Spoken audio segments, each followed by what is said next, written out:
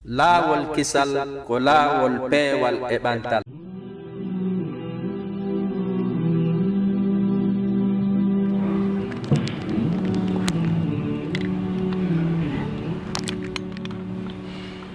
Allahu akbar.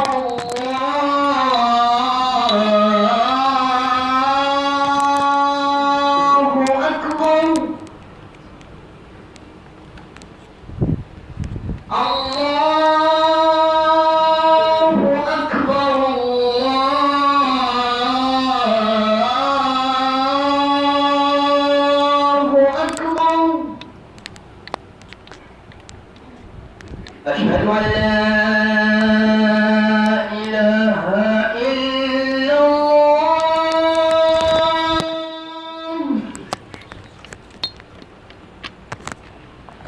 أشهد أن لا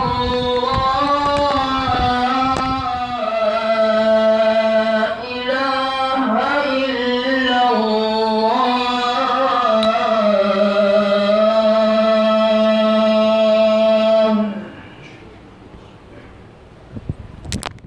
أشهد أن محمدًا رسول الله.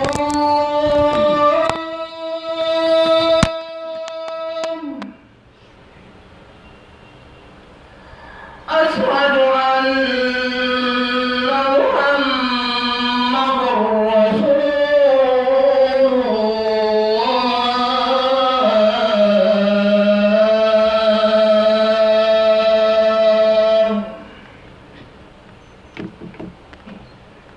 حي على الصلاة.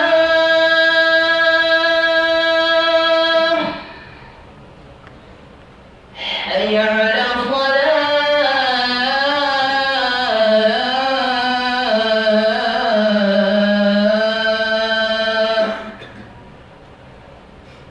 حي على الفلاح.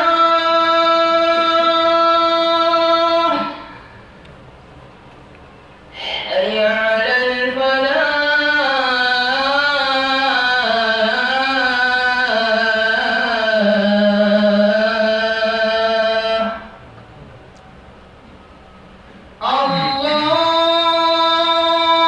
الله أكبر. الله أكبر. لا إله إلا الله. الإنسان وعلمه البيان ونهاه عن الكذب والبهتان. أحمده على ما أولاه من الفضل والإحسان، وأشهد أن لا إله إلا الله وحده لا شريك له، لا إله غيره ولا رب سواه. وأشهد أن محمدًا عبد الله ورسوله، فصلوات الله وسلامه عليه وعلى آله وأصحابه وعلى من اهتدى بهديه إلى يوم الدين. أما بعد، أيها الناس، اتقوا الله تعالى وتحفظوا من ألسنتكم، فإن كلامكم محفوظ، فإن كلامكم محفوظ عليكم. وقال الله تعالى: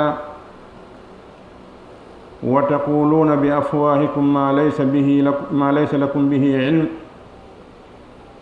وتحسبونه هينا وهو عند الله عظيم. وقد أمر المصطفى صلى الله عليه وسلم بالصمت إلا إذا كان الكلام خيرا، ومن كان يؤمن بالله واليوم الآخر فليقل خيرا أو ليصمت. وفي الصحيحين عن أبي هريرة رضي الله عنه عن النبي صلى الله عليه وسلم قال: إن الرجل ليتكلم بالكلمة ما يتبين بها ينزل بها في النار أبعد مما بين المشرق والمغرب. e yetti Allah subhanahu wa ta'ala Allah mo tawi mo hande yettede mo waɗi ko yettire ɗe yettamo kanko Allah subhanahu wa ta'ala taguɗo oɗo neɗɗanke andinimo yewtugol ko nanoto yewta ko ɓangi ko faamoto o rentini neɗɗanke on e fenande e tooñe ɗe yettamo kanko Allah subhanahu wa ta'ala e dow konko o nemini immorde e ɓure e moƴƴagol e nder tagore makko seedo ɗen gotan kaku makko ngun ka tagugol e ka jeygol e ka toppitagol e ka handugol e rewede seedo ɗen oɗo mo suɓi o nuli e meɗen ko jiyaɗo makko wona kafidiɗo makko ko nulaɗo makko mo tawi no waɗɗi e hoore meɗen jokkugol mo e ɗoftagol mo e ñaawinagol e makko e juulugol e dow makko o rentini en e lundagol mo en toromo kanko Allah subhanahu wa ta'ala yo juule nelaaɗo e ɓengure maɓɓe nden e sahabaɓe maɓɓe ɓen e kala jokkuɗo peewal maɓɓe ngal haa dangal ngal daro ɓaawa ɗum ko ano yo yimɓe en seerata daiman hiɗe yamodira hulgol Allah subhanahu wa ta'ala wano tawiri kadi en seerata hiɗen toromo kanko Allah subhanahu wa ta'ala yo arsi ko en heɓugol kulol Allah o tabintina en e dow muɗum ha o ƴettita en nde tawno ko hunde wotere nde tawata sa heeɓi a heeɓi fuu sa faɗi a faɗi fuu haray no jeeya e ko Allah subhanahu wa ta'ala noddi en e muɗum o yamiri en nelaɗon sallallahu alayhi wa sallam ɓe ɓanginani en ɗum haa tawi ronkata yiide ɗum sinamo gite mum ɓernde wumi ronkata nanɗe ɗum sinamo noppi mum faaɗi gaynangol goonga ronkata faamude ɗum sina neɗɗo mo hakkille mum sotti yamirgol ma an oɗo bani adama renugol ɗeɗo tere maɗa sabu ko ɗe womma an moƴƴere ma nden ko ɗe rewata ara bone ma on kadi koye ɗe rewata ara a heɓata moƴƴere nde faggitiɗa si wona koye tere ma ɗe rewata wono tawiri kadi a heɓata bone mo faggitiɗa sina koye tere ma ɗen ɗum rewata idan haray hiɗa hani toppitade ɗeɗo tere no jeeya e hoore majje on ɗe fuu koho majje on lanɗo majje on ɗum ko ngal ɗo ɗengal maɗa haray no hanani neɗɗo julɗo on reenugol ɗengal makko ngal ɓuri ko o reeni ko manankum makko kum sabu manankum ma no yeebo hoota waloɗa ɗanoɗa kono si ɗengal ma ngal yeebike haala an e moƴƴere on gayni naaka aduna wona kalakal idan haray reenugol ngal ɗo ɗengal wona aada wona jikku tun bal ko yamira ɗum ko islam ko waɗi konnguɗi neɗɗo on ko reenaaɗi si o wowli windete woni ko moƴƴi o wowli woni ko boni joddi mum ndin kadi o jonnitete woni ko moƴƴi o wowluno woni ko boni idan ɓay noon alhaali on kono woniri hare no hananma rena ɗengal maɗa ngal fiya a windane ko moƴƴi yoɓeɗa ko moƴƴi rena ngal fiita a windane bone fiita a yoɓoye bone Allah subhanahu wa ta'ala o ɓanginani en ka deftere makko wondema neɗɗo no yewta konngol tawa kanko ka wuulugol makko o konta konngol ngol ko goɗɗum kono tawa konngol ngol jonnamo probléme aduna e laakara Allah dande julɗo teppugol siga ɗin konnguɗi o wi ɓeɗo naafiqiɓe ɓe tawno suɓata ko wowla suɓata ka wowla suɓata nde wowla suɓata no wowlira suɓata kadi mo wowla o wi ɓe kamɓe naafiqiɓe ɓen wa taquluna bi afwahikum ma laysa bi qulubikum ma laysa lakum bihi ilmu afwan iɗon wowla ka kunduɗe mon ko on marana gandal jaka wowlugol e hunduko mum ko marana gandal ko masiba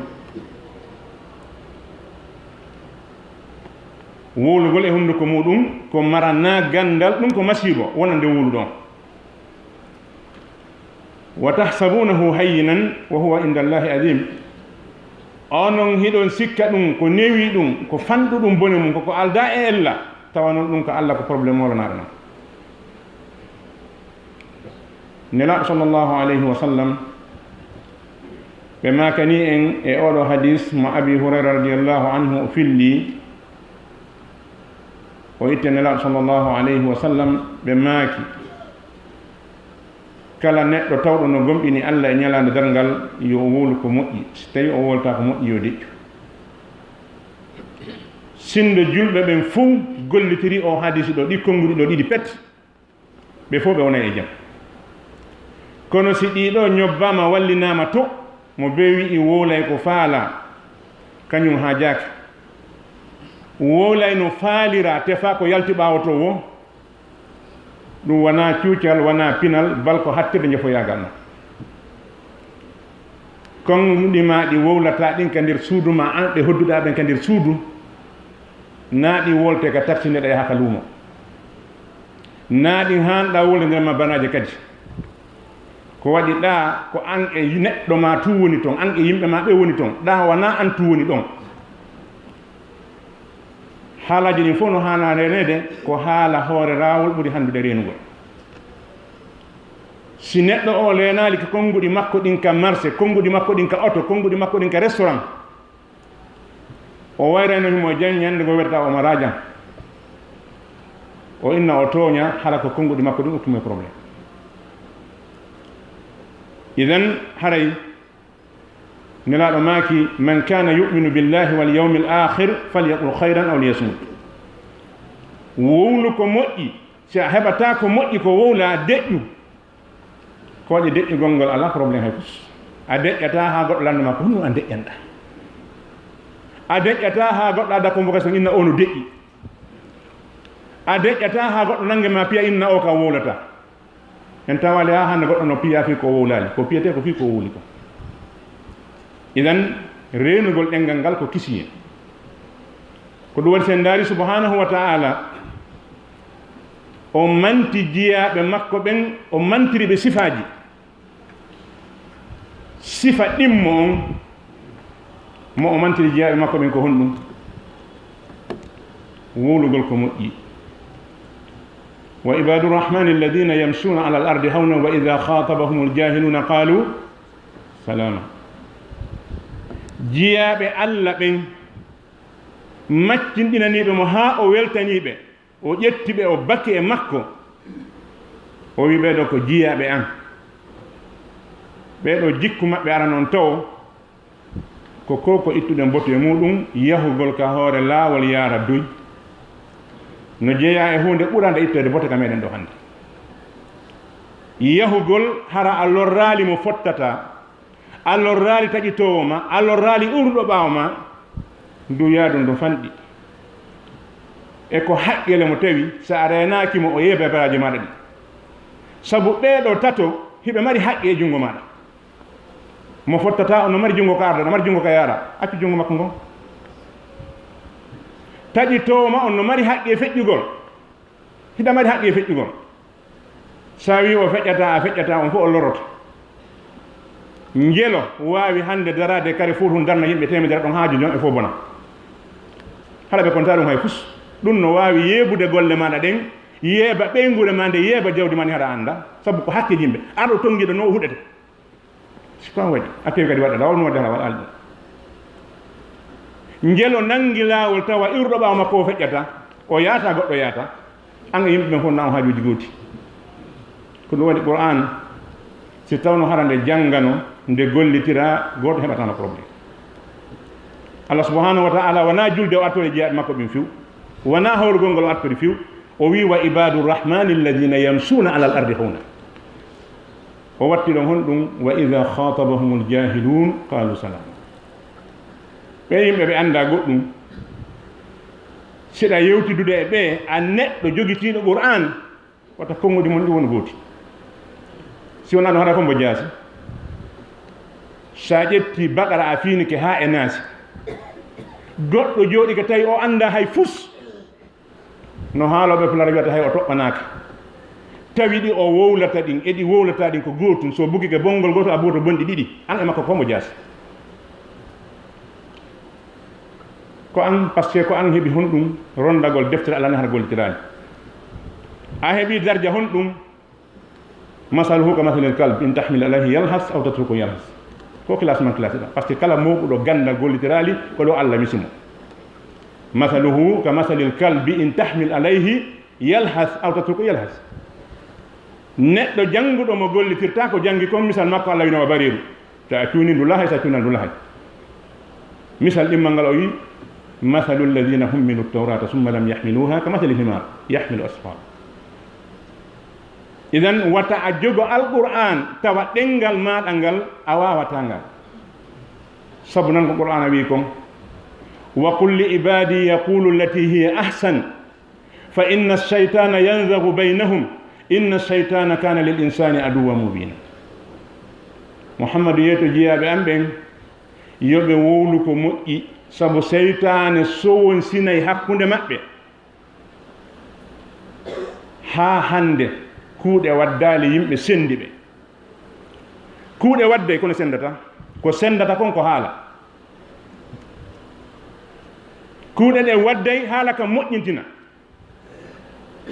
idan si haala kam boni hay hunde wawata wadde. so a wowlani goɗɗo haala bonka a okkorimo jaɓata, sa ɗawimo a haalanimo haala moƴƴa on haɓata. idan ko konngol ngol woni important e bani adam. so a jonni ɓeygu ma galle, a jonnimo oto, a jonnimo ko o ñaama, a jonnimo ko o holta ha o ɓuri fuu, a wimi mi accitima, aɗa mari ɓeygu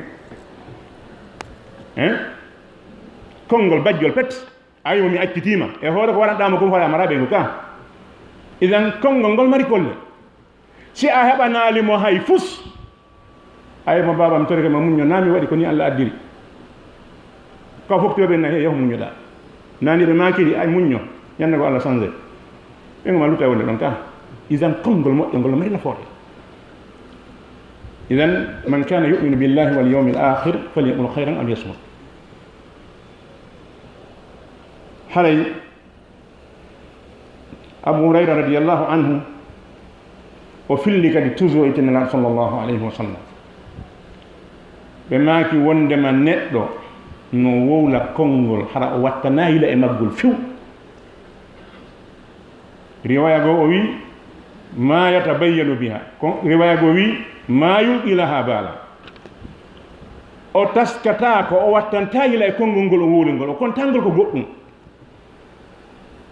yazil biha fi nnari abadu ma bayna almasriq wal maghrib. ngol wona sabu o morto o jippo ka nder yiite luggeende ndi tawi luggeende ndin no ɓuri woɗɗi hakkunde funnange e hinnange, sabu konngol goto. idan ɗum ɗon holli julɗo on himo haani bal no fawimo yo o reenu konngol makko ngol, haysi ko yer ɗum ɗo tun fiyo daɗo ɗum ɗo. naafi noon si tawi konngol maɗa ngol ngol feƴƴay ɗon ngol lorra julɓe ɓen kadi, sabu won an julɗo a janginta julɓe ɓen, a waajata ko ɓe, a ñammintaɓe, a holtintaɓe, a honnataɓe, aɗa hunde waɗade ɓe. kono wata a won an julɗo ko an wonta sabu julɗe ɗe liɓe, hara konngol ma waɗi ɗum, ma jikku ma bonɗo hara ko ɗum waɗi ɗum. wona sabu rewɓe ɓorte darnire ni rennoɓe hoore muɗum, bal feƴƴay ɗum ɓe yani e maɓɓe ɓaɗe kala ko ɓe rentino e muɗum ko, hara ko sabu jikku ma bonɗo ma konngol ma bongol waɗi ɗum. so a waɗi ɗum hara daragol ma yeeso Allah ngol sappoyoy. idan so a nafata julɓe ɓen watta a lorruɓe, ɗum ɓurma moƴƴande.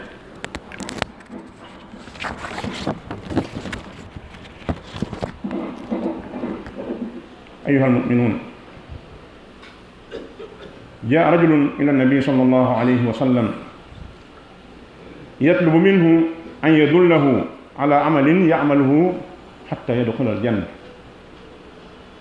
قال صلى الله عليه وسلم أمسك هذا وأشار إلى لسانه،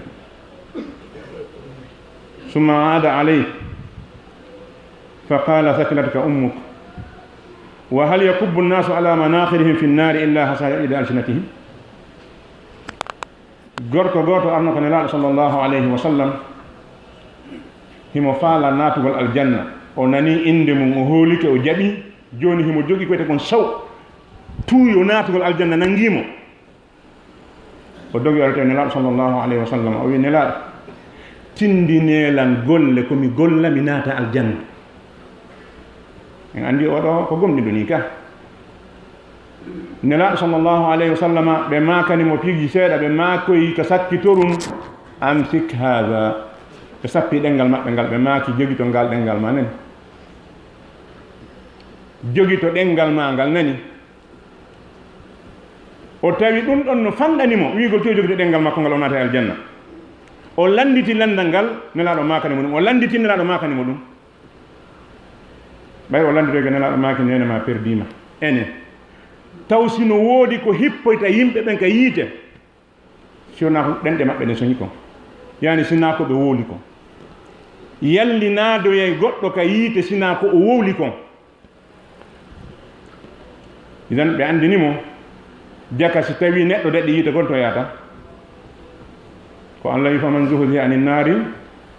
wa udkhila aljanna, ko tuma daɗɗoɗa yiide si naata aljanna, so daɗa yiita naata aljanna. idan ɓe yeetimo ko dandata mo yiite ngen kon, par ce que so daɗɗi yiite no anda hoɗotanmo ala lakara, so daɗɗi yiite ala feere ala yaha aljanna. ɓe maaki jogi to ɗengal maɗa ngal daɗa yiite naata aljanna. laqad kan khawfu salaf الصالح من آفات اللسان أذيما. كان أبو بكر الصديق رضي الله عنه يمسك لسانه ويقول هذا أوردني الموارد. moƴƴuɓe feƴƴuɓe attiɓen ka hoore leydi ɗo ɓen,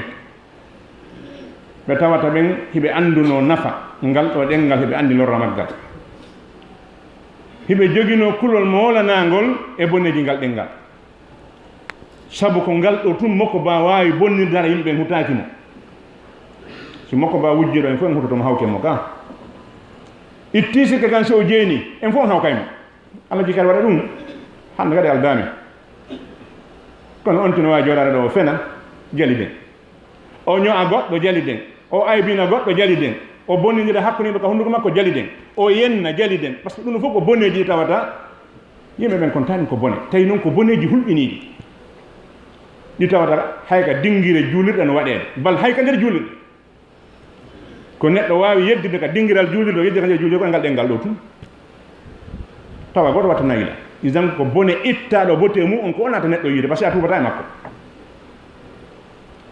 isan ko ɗum wanno kamɓe moƴƴuɓe feƴƴuɓe attiɓe hoore ndiɗo leydi hiɓe hulno bone ɗengal ngal ɓuuri piiji ɗi fof. ɗum waɗi seydna aboubacry ni siddiq radiallahu anhu arda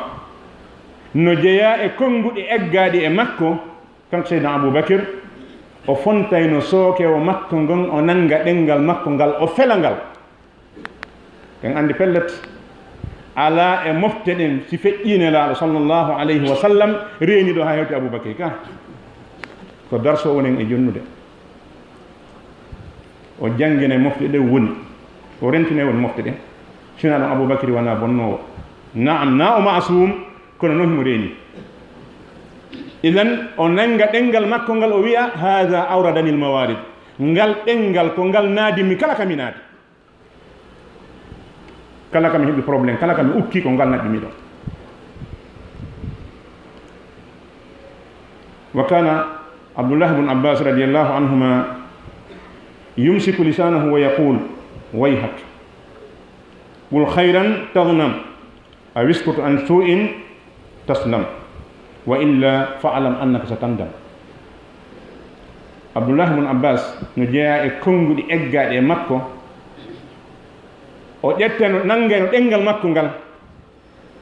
o wolana ngal piiji tati, yalli ko ngal woni wolande, ko mofte ɗen o woni e yettade. naɗum ɗengal ngal ngal gollata ngal gollinaka o nangay ɗengal makko ngal o wi'a ngal mi torike ma wowlu ko moƴƴi heɓa nafoore ma deƴƴa wowlugol ko boni hara a wowlali ko boni hisa si a waɗali ɗum andu anin sey idan an julɗo ko an wolana ɗum an julɗo on ko an wolana ɗum jogo ɗengal maɗa ngal wowla ko moƴƴi fiya heɓu nafoore ma deƴƴa boneji ɗin hara a wowlali fiya hisu si wona ɗum anduɗo anin sey Abdullah ibn Mas'ud radiyallahu anhu afwan oɗo no jeeyana e konngudi eggaɗe makko kana yahlifu billahi alladi la ilaha illa hu ma ala al ardi shay'un ahwaju ila tuli sijni min lisan Abdullah ibn Mas'ud o wi'ayno mi wondiri o mo tawi ala reweteɗo si wona kanko homboño Allah subhanahu wa ta'ala yani o wondirayno Allah o inna mi wondiri Allah alaka hoore leydi ɗo hay hunde ɓurde handude e sokkede ko neeɓi hewtingal ɗengal fanni hiɗa sokkingal hiɗa e jang so a sottingal hara a yiwi e jang idan reenu ɗengal maɗa ngal hisa so a fotti e goɗɗo ɗo a ƴettali hunde e junngo makko a wi ayi an mi wujjete ara wujjali heɓa probléme ka heɓata so a ƴetti a wi modinami ƴetti few ta toon ñam jeejima ndikka ɗum ɗon a hitotagol to kono ɗo noon a hisay ka idan ɗengal ma ngal ko kangal woni moƴƴere ma nden e bone ma on fuu sa wawali haala moƴƴa neɗɗo mo fottuɗa a wawali haala moƴƴa neɗɗo mo goldata a wawali haala moƴƴa e neɗɗo mo wonduɗa on andu hara moƴƴere ala e jungo ma ka yaaɗa o ko fole sonko ñawoji idan sabu ɗengal ngal ko ngal ɗo qulli ibadi yaqulu lati hiya ahsan fa inna shaytana yanzigu baynahum seytane wawata natude hakkude yimɓe fannin haala bonka nata ko golle bonɗe yani hakkude maɓɓe wo si haala moƴƴa no arde moƴƴe kono ñande bonka naati wonɓe lañce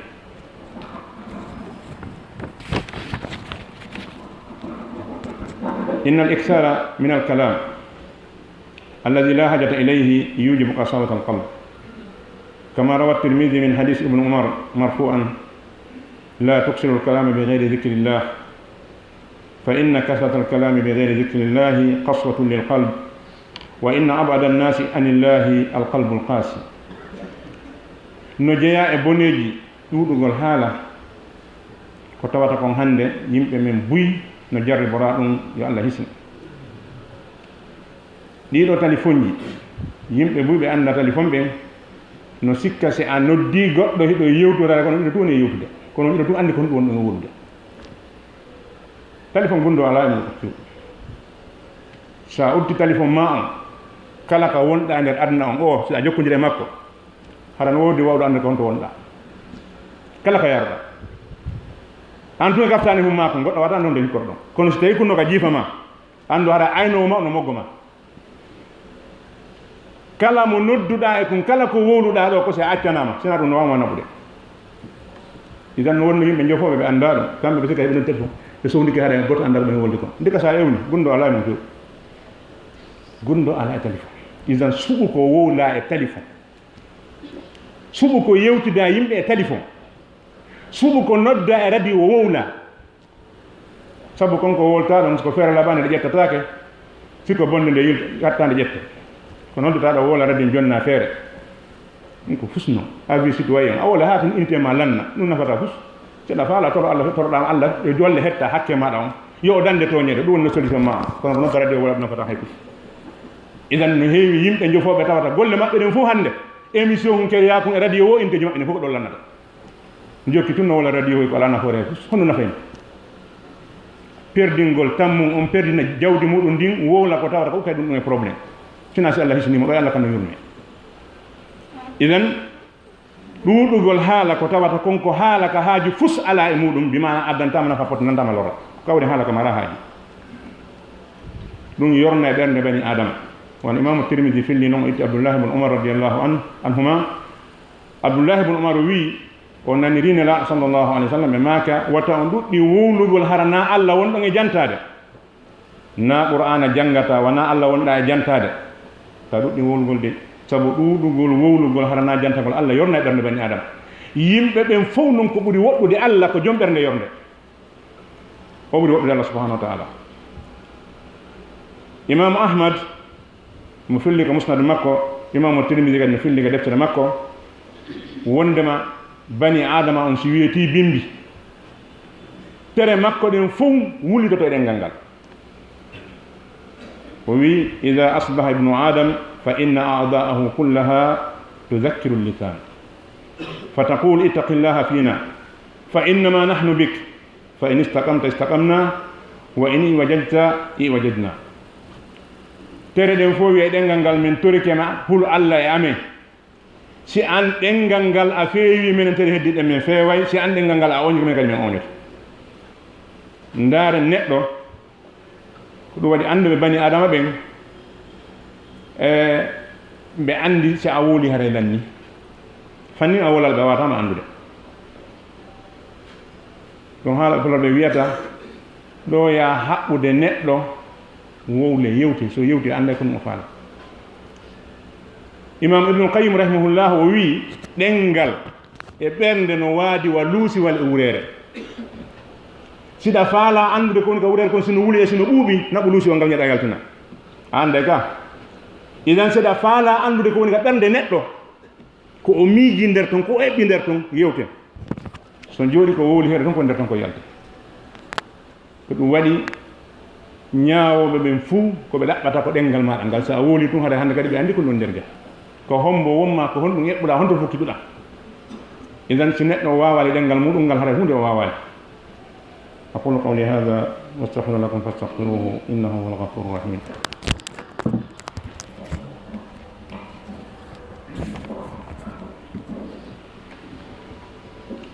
الحمد لله وحده والصلاة والسلام على من لا نبي بعد عباد الله واعلموا أن آفات اللسان كثيرة ومتنوعة منها الكلام فيما لا يعني وفي الحديث من حسن إسلام المرء تركه ما لا يعنيه ومنها الغول في الباطل وهو الكلام في المعاصي ومنها التكلم بالفحش والسب والبذاء والشتم